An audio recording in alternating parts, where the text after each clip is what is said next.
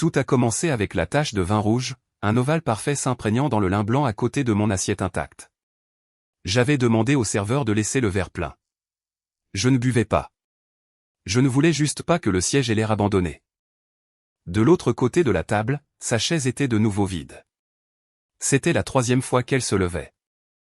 D'abord pour saluer quelqu'un des RH, ensuite pour complimenter la robe de quelqu'un, et maintenant, elle était penchée sur le balcon, discutant avec ce même type qu'elle avait un jour qualifié d'étrangement dragueur. C'était le gala d'automne annuel de mon entreprise. J'avais aidé à l'organiser. J'avais choisi le lieu. J'avais même commandé des options végétariennes supplémentaires pour que Dana n'ait pas à prétendre manger quelque chose juste par politesse. Et elle ne m'avait même pas regardé une seule fois depuis son arrivée. La salle bourdonnait de discussions, de verres qui tintaient et d'un DJ qui passait des remixes synth-pop de chansons que j'aimais autrefois. Toutes les tables étaient pleines. Toutes les tables, sauf la nôtre, avaient des couples qui parlaient, riaient, et existaient ensemble. J'étais assis là, avec le bouton de mon blazer trop haut et ma serviette pliée trop parfaitement, et j'ai réalisé quelque chose que personne ne veut admettre.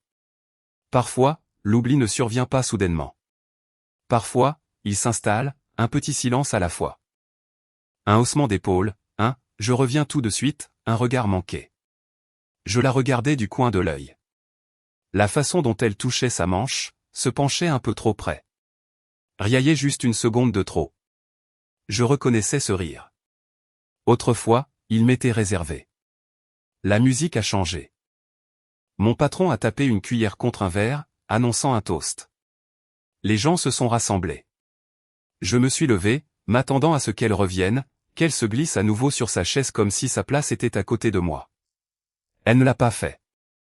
J'ai levé mon verre, seul, et quand je me suis retourné pour la chercher, pour voir si peut-être elle s'était juste laissée prendre dans une conversation, elle avait disparu.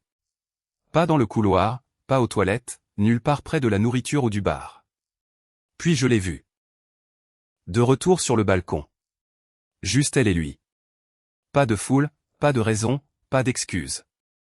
C'est là que quelque chose en moi a basculé. Pas de la colère, pas de la tristesse, juste une immobilité.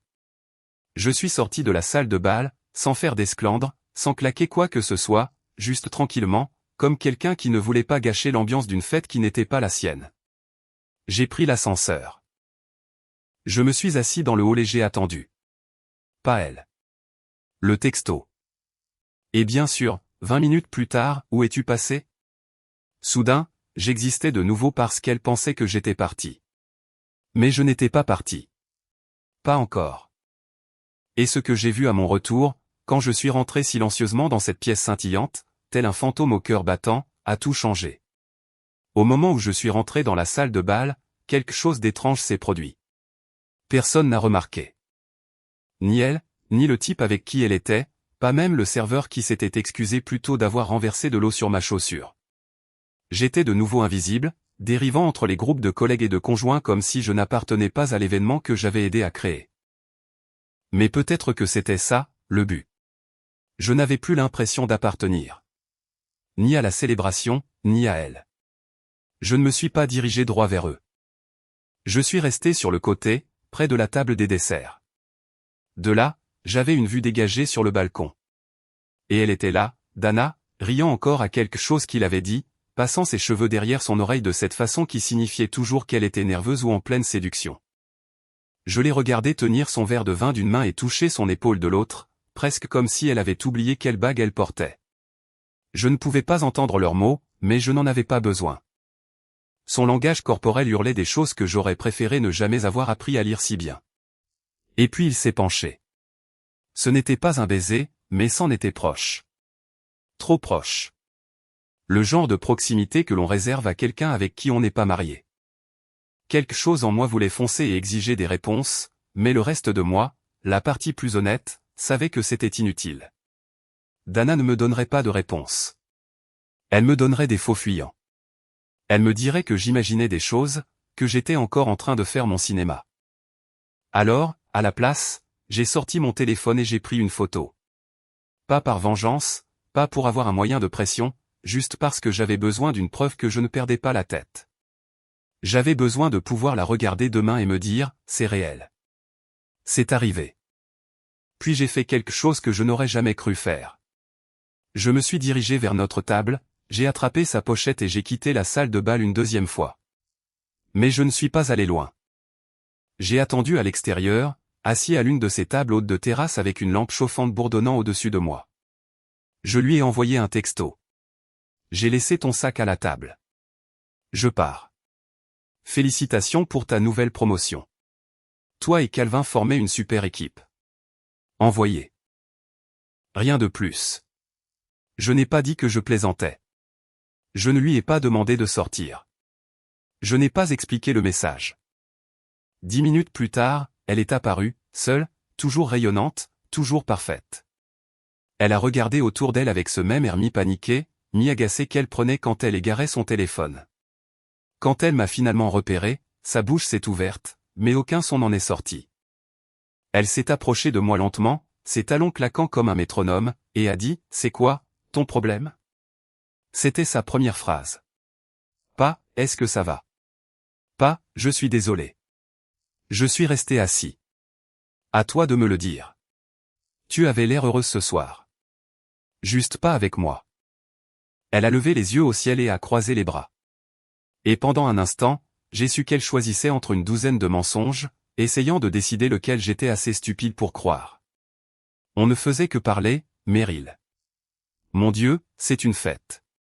Tu es tellement insécure. Le voilà. Le mot qu'elle utilisait toujours pour me rabaisser. Insécure. Comme si le problème était ma perception, et non ses actions. Je t'ai regardé m'ignorer pendant 2 heures, ai-je dit calmement. Tu n'as même pas applaudi pendant le discours. Tu ne m'as pas cherché une seule fois. J'ai disparu et tu ne l'as remarqué que lorsque je n'étais plus là. Sais-tu ce que ça fait? Elle n'a pas répondu. Elle a juste secoué la tête et a dit quelque chose que je n'oublierai jamais. Tu ramènes toujours tout à toi. C'est là que j'ai su que quoi que ce mariage ait pu être, ce n'était plus ça. Je n'ai pas pleuré. Je n'ai pas crié. Je me suis simplement levé, je lui ai tendu sa pochette et j'ai dit, la prochaine fois, viens seul. Ça nous évitera bien des ennuis à tous les deux. Puis je suis parti pour de bon. Pas avec une musique dramatique, pas en claquant la porte, juste le son silencieux de chaussures sur le béton et une prise de conscience plus lourde que tout ce que j'avais jamais porté. Mais ce n'était pas la fin. Ce qui s'est passé le lendemain matin allait tout faire voler en éclats, car quelqu'un d'autre avait aussi observé ce balcon. Et cette personne avait vu quelque chose que même moi, je n'avais pas vu.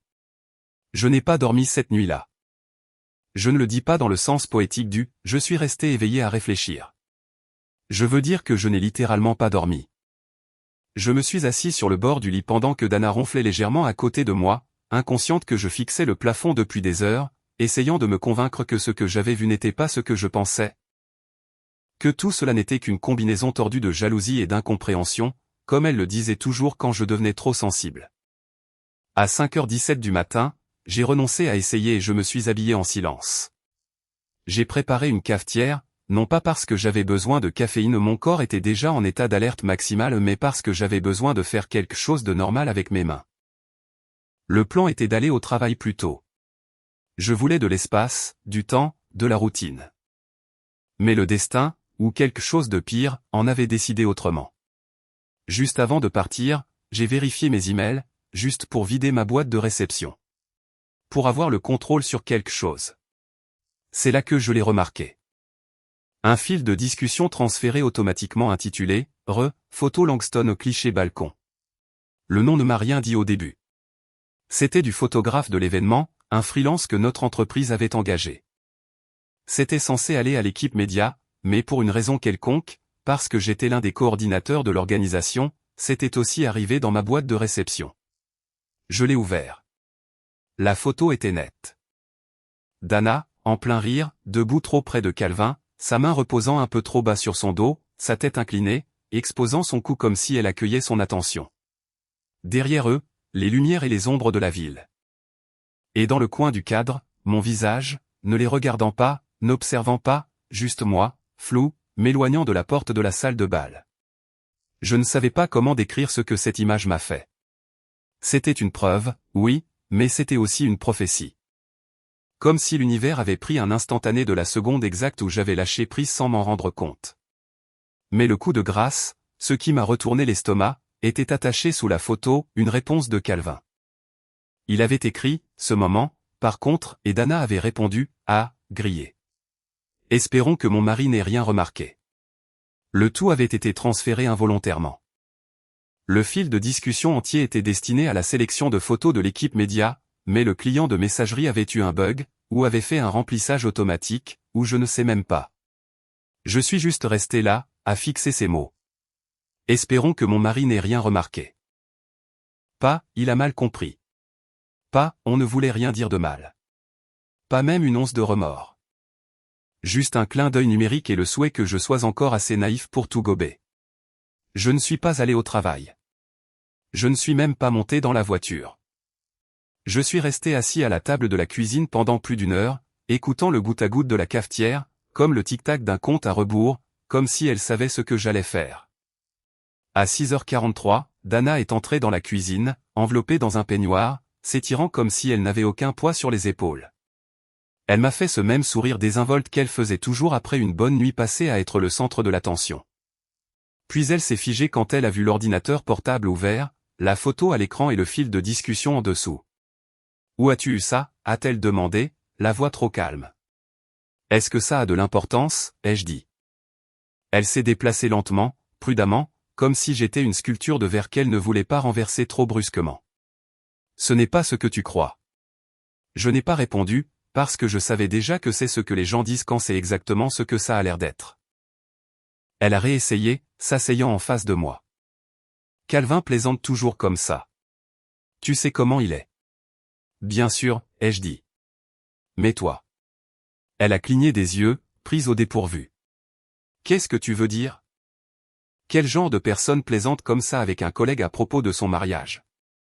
Quel genre de personne qualifie ce moment de aigrier comme si c'était un petit secret amusant? Quel genre de personne s'inquiète de savoir si son mari a remarqué au lieu de savoir s'il souffre? Elle m'a fixé comme si elle ne me reconnaissait plus. Peut-être qu'elle ne me reconnaissait pas. Parce que pour la première fois depuis des années, je n'essayais pas de réparer les choses. Je n'excusais pas la douleur. Je n'essayais pas d'être le plus intelligent. Je la regardais simplement, comme on regarde une étrangère qui empruntait le visage de ma femme depuis longtemps. Elle n'a répondu à aucune de ces questions. Au lieu de ça, elle s'est levée et a marmonné, « Tu réagis de manière excessive. Je ne vais pas me laisser interroger pour un stupide email. » Et sur ce, elle a quitté la cuisine comme si c'était un inconvénient mineur qu'elle pouvait ignorer assez longtemps pour le faire disparaître. Mais je n'ai pas bougé. Je suis resté assis en silence et j'ai commencé à planifier. Parce que si elle ne prenait pas ça au sérieux, alors peut-être que quelqu'un d'autre le devrait. Et j'avais déjà une photo. Ce que j'en ai fait ensuite a tout changé. Il m'a fallu quelques heures pour arrêter de trembler. Pas de rage. Je n'en étais pas encore là. Je ne jetais rien, je ne faisais pas les 100 pas, je ne criais pas dans une serviette. C'était quelque chose de plus froid que la rage. Quelque chose qui s'est insinué dans mes os et a tout ralenti, mes mouvements, mes pensées, même ma respiration. C'était comme si j'avançais dans du sirop. Je n'ai pas parlé à Dana du reste de la journée. Elle est restée dans la chambre. Je suis resté dans la cuisine. Le seul bruit était Poppy grattant à la porte arrière et le ding occasionnel d'un texto auquel aucun de nous ne répondait. Vers 16h, j'ai pris une décision. Pas de partir, pas encore, mais d'agir. J'ai sorti ma vieille clé USB, celle que je n'avais pas utilisée depuis des années, et j'ai copié la photo. Juste la photo. Pas de commentaires, pas de retouches, pas d'objet. Je l'ai mise dans un dossier intitulé « HR Considération 2025 ». C'était un nom stupide, intentionnellement vague. Puis j'ai ajouté une ligne dans un fichier bloc-notes, juste pour que vous soyez au courant de potentiels problèmes de limite entre membres du personnel. Et je l'ai envoyé à son adresse email professionnelle depuis une adresse Gmail anonyme et jetable que j'ai créée en 5 minutes. Pas de nom, pas de signature, juste le silence. Puis j'ai attendu. Et quelque chose d'étrange s'est produit. Je ne me sentais pas coupable. Je me sentais calme, comme si je reprenais un petit morceau de moi-même. Pas pour l'humilier, pas pour la détruire, mais parce que je savais au fond de moi que si je laissais passer ça, elle recommencerait. Peut-être pas avec Calvin. Peut-être même pas cette année. Mais un jour, quelque part, elle qualifierait une autre trahison de blague, et on s'attendrait à ce que je l'avale. Cette fois, je voulais que les conséquences arrivent avant la prochaine erreur. À l'heure du dîner, je réchauffais des restes de pâte au micro-ondes quand Dana est sortie de la chambre, les cheveux relevés et son téléphone à la main. Son visage était tendu. Pas de panique, pas de peur, juste une tension contrôlée. Elle ne m'a pas regardé quand elle a parlé. J'ai reçu un email du service de conformité, a-t-elle dit doucement. J'ai continué à remuer les pattes, faisant semblant de ne pas savoir. Ah oui? Ils ont dit que quelqu'un avait soumis une photo de manière anonyme de l'événement. Ils ont dit que ça pourrait être inapproprié. Oh, ai-je dit, laissant la cuillère teintée contre le bol. Bizarre. Elle m'a regardé alors, vivement. Tu trouves ça drôle? Non, ai-je répondu sèchement. Je pense que ça n'a que trop tardé. Sa bouche s'est ouverte, puis s'est refermée. Elle cherchait l'angle, le point de levier où elle pourrait retourner la situation et en faire mon problème. Mais il n'y avait plus rien à exploiter. Je ne lui donnais pas de culpabilité. Je ne jouais pas le rôle de la victime. J'étais juste là. Fatigué. Fini. Tu aurais pu me parler, a-t-elle lancé. J'ai essayé, ai-je dit. Tu as ri. Tu es parti. C'est mon travail, Meryl. Et moi, j'étais quoi? Un bruit de fond? Un plus un que tu n'avais pas demandé? Silence. Puis elle l'a dit. La phrase qui a vraiment scellé ce qu'elle pensait de moi. Je n'arrive pas à croire que tu puisses être aussi mesquin. Mesquin. Pas blessé, pas trahi. Mesquin. Comme si j'étais celui qui créait des drames pour le plaisir. Comme si mon mariage qui s'effondrait en temps réel n'était qu'une crise de colère enfantine parce que je n'étais pas l'homme le plus intéressant de la soirée. C'est là que j'ai arrêté de parler. J'ai pris mon bol, je suis passé devant elle et je suis allé dans le salon. Elle ne m'a pas suivi. Elle est restée là une seconde, puis est retournée dans la chambre et a fermé la porte. Et cette nuit-là, pendant qu'elle était allongée sous les couvertures, parcourant son téléphone avec l'écran tourné loin de moi, je me suis assis sur le canapé et j'ai tout écrit. Tout ce dont je pouvais me souvenir. Chaque moment au cours des 2 dernières années où quelque chose semblait anormal. Chaque soirée tardive qui ne collait pas. Chaque excuse vague. C'est juste le travail, qui venait avec un ton un peu trop défensif. Il ne s'agissait pas de paranoïa. Il s'agissait de schéma. Et plus j'écrivais, plus je réalisais quelque chose de terrifiant. La soirée n'était pas le début. C'était la confirmation. Et la vérité derrière, la partie que personne n'avait encore vue, attendait toujours de faire surface. Et quand elle le ferait, elle ne se contenterait pas d'ébranler notre mariage. Elle détruirait sa carrière. 2 jours ont passé. Dana me parlait à peine. L'air entre nous avait changé. Pas comme un orage, pas bruyant ou agressif. C'était plutôt un brouillard stagnant qui s'accrochait à tout. Pas de dispute, pas d'excuses, juste 2 personnes marchant sur la pointe des pieds autour des restes d'un feu qu'elles prétendaient toutes les 2 ne plus couver. Je n'avais parlé à personne de l'email que j'avais envoyé à son entreprise. Je ne voulais pas de sympathie et certainement pas de conseils. La plupart des gens ne comprennent pas ce que c'est de voir son mariage pourrir de l'intérieur alors que l'extérieur a l'air encore assez impeccable pour être posté sur Instagram. Mais le 3e jour, quelque chose s'est produit qui a fait déraper toute la situation dans une direction complètement nouvelle. J'ai reçu un message de Calvin. Ce n'était pas un email. C'était un message direct sur LinkedIn, de tous les endroits possibles, une plateforme que je n'avais pas consultée depuis des semaines. Son nom est apparu avec cette notification professionnelle et fade, comme si c'était juste un autre recruteur ou une recommandation. Mais au moment où j'ai lu sa première phrase, mon estomac s'est glacé. Meryl, je pense que nous devrions parler. Cette situation devient incontrôlable. Je l'ai fixé pendant un long moment. Je n'ai pas répondu. Pas immédiatement. J'ai fermé l'onglet, les rouvert, puis les refermé une fois de plus. Je me suis éloigné de mon bureau, j'ai fait les 100 pas dans le couloir, je suis revenu et j'ai relu le message une douzaine de fois. C'était poli, prudent, le genre de ton que l'on emploie quand on n'est pas sûr si l'autre personne tient un couteau ou une poignée de main. J'ai finalement répondu 4 heures plus tard. Court et sec. De quoi veux-tu parler exactement? Sa réponse est arrivée rapidement. Je ne voulais pas causer de problème entre toi et Dana. Je pense que les choses ont été mal interprétées, mais avec les RH maintenant impliqués, j'ai l'impression que je dois clarifier les choses. Face à face, si tu es ouvert à ça. Clarifier les choses. Mal interprété. Encore ce mot. Il voulait une réunion. J'aurais dû dire non. J'aurais dû supprimer le message et le bloquer. Mais quelque chose en moi, peut-être le masochiste, peut-être la partie encore désespérée de clarté, a accepté. Nous avons choisi un lieu neutre, un café non loin de mon bureau. En pleine journée, beaucoup de passages, rien de dramatique. Il est arrivé 10 minutes en avance. Bien sûr. Il portait cette même tenue soignée, décontractée et cool dont je me souvenais du gala. Montre à bracelet en cuir, manches retroussées, parfum charmant mais pas menaçant. Je détestais à quel point tout cela semblait répété. Il s'est levé à mon approche et m'a tendu la main comme si nous étions deux professionnels se rencontrant pour discuter des performances du 4e trimestre.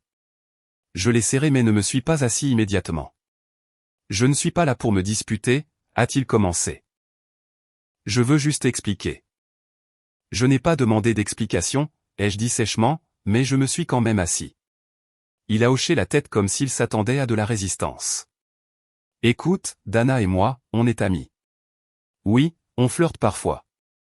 C'est juste sa façon d'être. C'est sans danger. Sans danger pour qui? Il a fait une pause. Je n'ai pas franchi de ligne, Meryl. Je me suis penché en avant. Alors pourquoi les RH t'ont-ils contacté? Il a hésité, juste assez longtemps pour que je le remarque. Parce que quelqu'un leur a envoyé une photo hors contexte. Ça avait l'air pire que ça ne l'était. Hors contexte, ai-je répété. Le contexte, c'était ma femme se penchant vers toi, te touchant, pendant que je me tenais à quelques mètres, ignoré toute la soirée. Quelle partie penses-tu a été mal comprise? Il a passé une main dans ses cheveux et a baissé le regard. Je ne veux pas que les choses tournent mal. Ni pour elle, et certainement pas pour moi. Et ça, cette phrase, c'était la première chose honnête qu'il ait dite. Il n'était pas là pour faire la paix. Il était là pour se protéger. Je me fiche de ce qui t'arrive, ai-je dit, la voix basse et stable. Mais je me soucie de la vérité. Et en ce moment, la vérité est enfouie sous des mois de secrets désinvoltes et d'amnésie commode. Alors, à moins que tu n'aies quelque chose de réel à dire, cette conversation est terminée. Je me suis levé. Il ne m'a pas arrêté, mais juste avant que je ne me tourne pour partir, il a dit quelque chose qui m'a glacé sur place. Elle m'a dit que tu savais déjà pour Chicago. Je me suis lentement retourné. Quoi? Il a cligné des yeux. Attends, ce n'est pas le cas? De quoi parles-tu? Il est devenu instantanément blême. Sa main a agrippé le bord de la table comme s'il venait de réaliser qu'il avait glissé. Je pensais qu'elle t'avait dit. Je n'aurais pas dû, qu'est-ce qui s'est passé à Chicago? Il a dégluti difficilement, puis a secoué la tête. Rien. Oublie. Si tu ne savais pas, oublie juste ce que j'ai dit. Mais je ne pouvais pas oublier. Et je ne suis pas rentré à la maison après ça. J'ai conduit directement au bureau, je me suis enfermé dans la salle de conférence et j'ai commencé à creuser. Je me suis connecté à notre calendrier partagé, à notre historique de vol, à nos anciens emails, et c'est là que je l'ai trouvé. Une conférence d'affaires à Chicago il y a 2 mois. 3 nuits. Elle m'avait dit que c'était une retraite d'entreprise de dernière minute. Elle avait dit qu'il manquait de personnel, qu'elle serait en réunion toute la journée. Elle avait même ramené un presse-papier avec le logo d'une entreprise de logistique dont je n'avais jamais entendu parler. Je ne l'avais jamais remise en question. Jusqu'à maintenant. Et assis là, dans cette salle de conférence vide, fixant cet itinéraire de voyage, j'ai réalisé que le gala n'était pas la première trahison. C'était juste celle que j'avais finalement surprise. Je ne sais pas ce qui fait le plus mal. La trahison que l'on voit de ses propres yeux ou la trahison que l'on a manquée parce qu'on faisait trop confiance à quelqu'un pour même regarder. Le voyage à Chicago avait été juste sous mon nez tout ce temps. Dana m'avait même montré le reçu de l'hôtel comme si de rien n'était, comme si la transparence équivalait à la vérité. Et peut-être que ça aurait été le cas, si elle n'avait pas menti sur la personne avec qui elle était. J'ai appelé l'hôtel. Je ne m'attendais même pas à ce qu'il me donne quoi que ce soit. Mais quand je leur ai dit que je confirmais une réservation double pour un rapport de dépenses, ils m'ont demandé si je voulais les 2 noms sur la facture. Les 2 noms. 2 personnes, une chambre. Même pas de lit double. Un lit king size. Et le deuxième nom, Calvin. J'ai remercié la femme, j'ai raccroché et j'ai fixé le mur comme s'il pouvait s'ouvrir et m'avaler tout entier.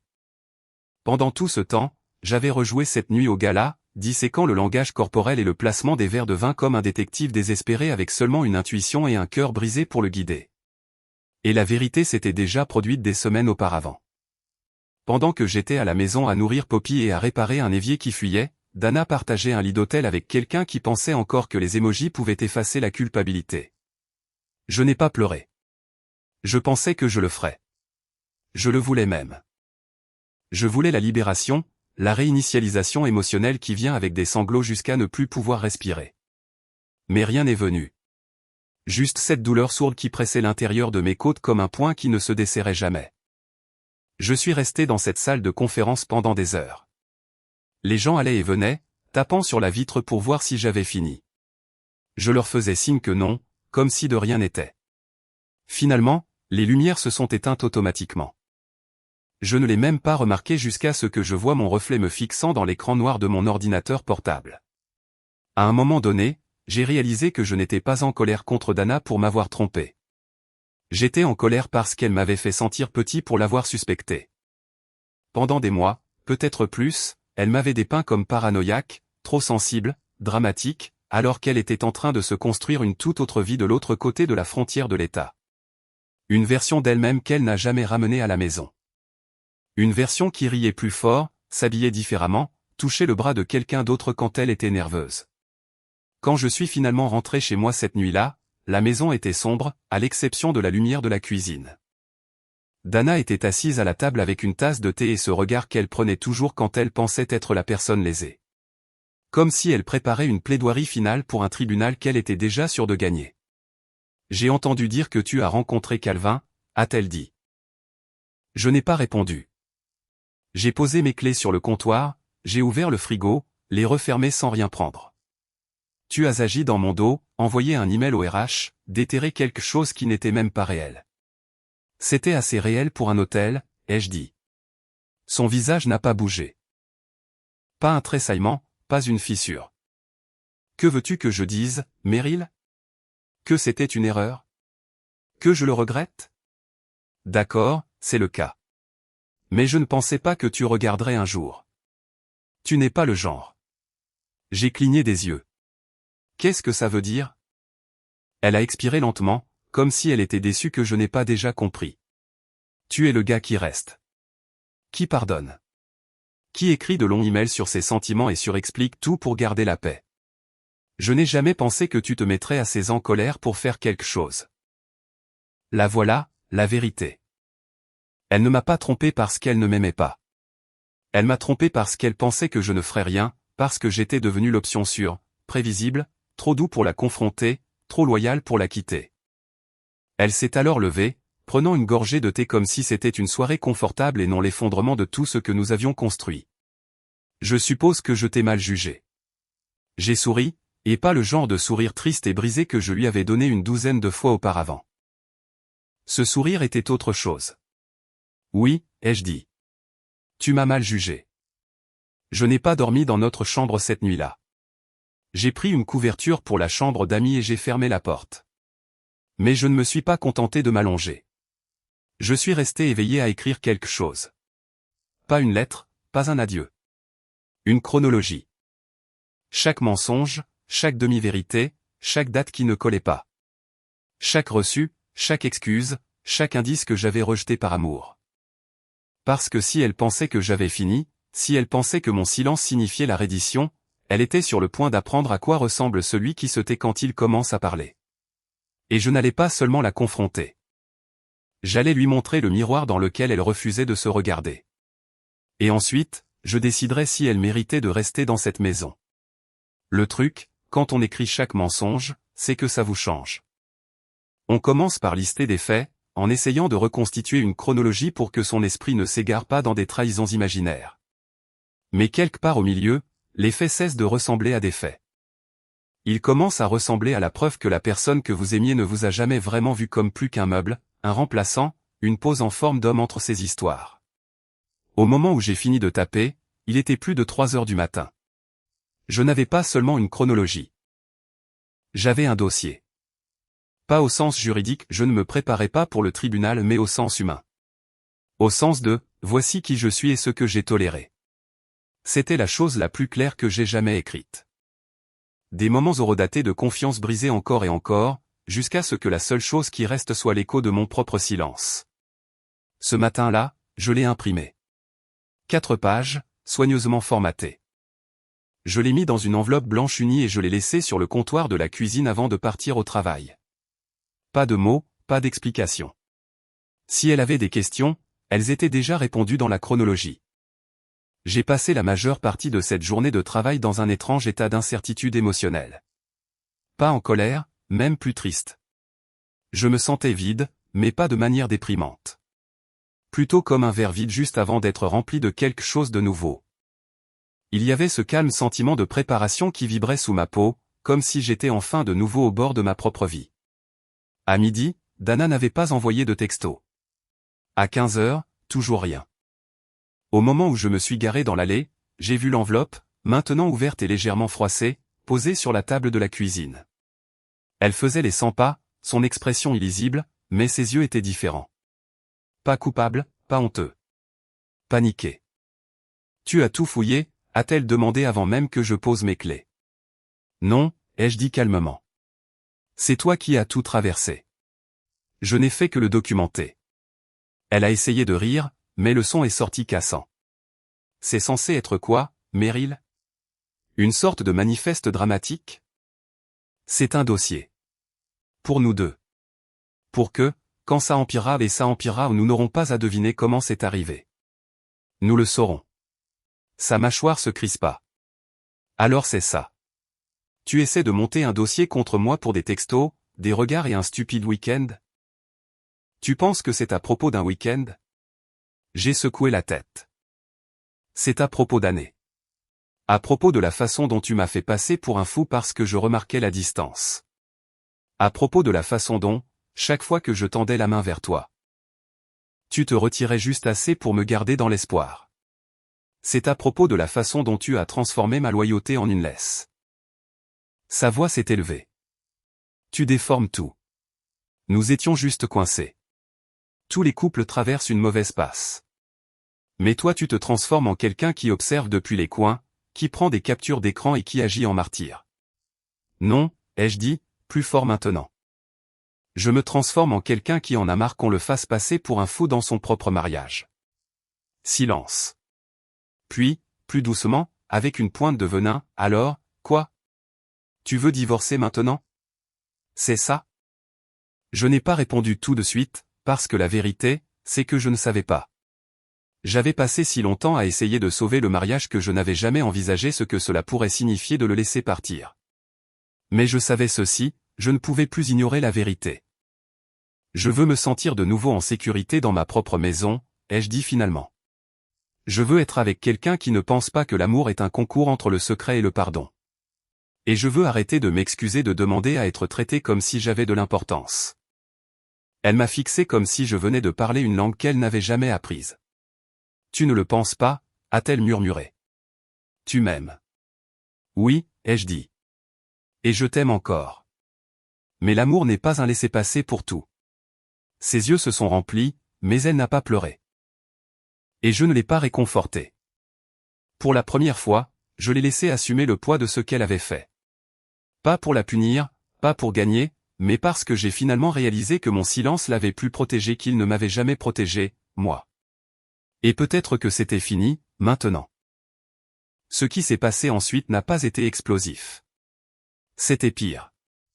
Elle a passé un appel. J'ai surpris une phrase qui m'a glacé le sang. Tu dois régler ça avant que ça n'aille plus loin. Il sait tout. Cette nuit-là, j'ai réalisé que quelque chose de plus grand était en jeu. Parce que Calvin il n'était pas le seul. Et Dana, elle avait une raison d'avoir peur qui n'avait rien à voir avec moi. Cette dernière nuit ne s'est pas terminée par une dispute. Pas d'assiette cassée, pas de cris, pas d'excuses nocturnes chuchotées entre des dents serrées. Juste la vérité. Dana n'a jamais tout avoué. Pas à voix haute. Mais elle n'en avait pas besoin. Je pouvais le voir dans la façon dont ses défenses s'effondraient, dans la façon dont elle vérifiait constamment son téléphone comme si elle attendait que Calvin, ou quelqu'un d'autre, vienne la sauver de la réalité qu'elle avait construite. Mais personne n'est venu. Et je ne la suivais plus. Au lieu de cela, j'ai fait un seul sac. Juste l'essentiel. Pas par mesquinerie, mais parce que je n'avais pas besoin de prouver quoi que ce soit. Je ne partais pas en trombe pour le spectacle. Je me choisissais, tout simplement. Peut-être pour la première fois depuis des années. Alors que je fermais la fermeture éclair du sac, Dana était assise sur le bord du lit, me regardant comme une étrangère de passage. « Alors c'est tout ?» a-t-elle demandé, même pas en colère, juste petite. « Non » ai-je dit. « C'est le début. » Elle n'a pas demandé où j'allais. Je pense qu'au fond, elle savait que ce n'était pas une question de géographie. C'était une question d'espace, de paix, de reconquête de la version de moi qui ne se ratatinait pas chaque fois qu'elle me privait d'affection ou tordait la vérité. Je suis resté chez mon frère pendant un certain temps. Ce n'était pas glamour. La pression de l'eau était horrible et le canapé grinçait à chaque mouvement. Mais pour la première fois depuis des années, j'ai dormi sans attendre le bruit de la porte de la chambre se refermant derrière moi. Et puis la véritable surprise est arrivée. 2 semaines après mon départ, j'ai reçu un email de quelqu'un du service des RH de Dana. Pas accusateur, juste procédural. Il menait un examen éthique interne. Apparemment, Calvin n'était pas la seule personne que Dana avait suivie d'un peu trop près. Il y en avait d'autres. Et le voyage à Chicago, ce n'était pas son premier. Juste le premier que j'avais été forcé de voir. Je n'ai pas répondu. Ce n'était plus à moi de nettoyer. À la place, j'ai fait quelque chose que je n'avais pas fait depuis longtemps. Je me suis offert un petit déjeuner. Juste moi, un livre de poche usé et une banquette dans un coin d'un dîner avec du mauvais café et d'excellentes galettes de pommes de terre. Pas de silence gênant, pas de sourire forcé, pas de doute sur le fait de savoir si j'étais assez. Et pour la première fois, je ne me sentais pas comme le fantôme dans la pièce. Je me sentais réel. Quelques mois plus tard, j'ai demandé le divorce. Ce n'était pas de la vengeance. Ce n'était pas amer. C'était juste la conclusion naturelle d'une histoire qui avait cessé de parler d'amour pour ne plus parler que de l'imitation des dégâts. Maintenant, je ne dis pas que tout est parfait. Il y a encore des moments où je doute. Où je me demande si j'ai attendu trop longtemps, si j'aurais dû essayer plus fort, plus tôt, plus fort. Mais ensuite, je me souviens que la survie n'est pas une faiblesse. Le silence n'est pas la paix. Et la loyauté ne devrait pas être une laisse. Et je me rappelle que partir n'était pas un échec. C'était la liberté. Alors, si vous êtes arrivé jusqu'ici, merci d'avoir écouté. Vraiment. Et maintenant, je veux vous entendre. Avez-vous déjà vécu un moment où vous avez tout vu clairement? Comme si un voile s'était enfin levé et que vous saviez que votre vie devait changer. Mettez-le dans les commentaires. Partagez votre point de bascule. Quelqu'un pourrait avoir besoin de l'entendre. Et si vous êtes nouveau ici, bienvenue sur Reddit Confession. C'est ici que ceux qui se taisaient prennent enfin la parole.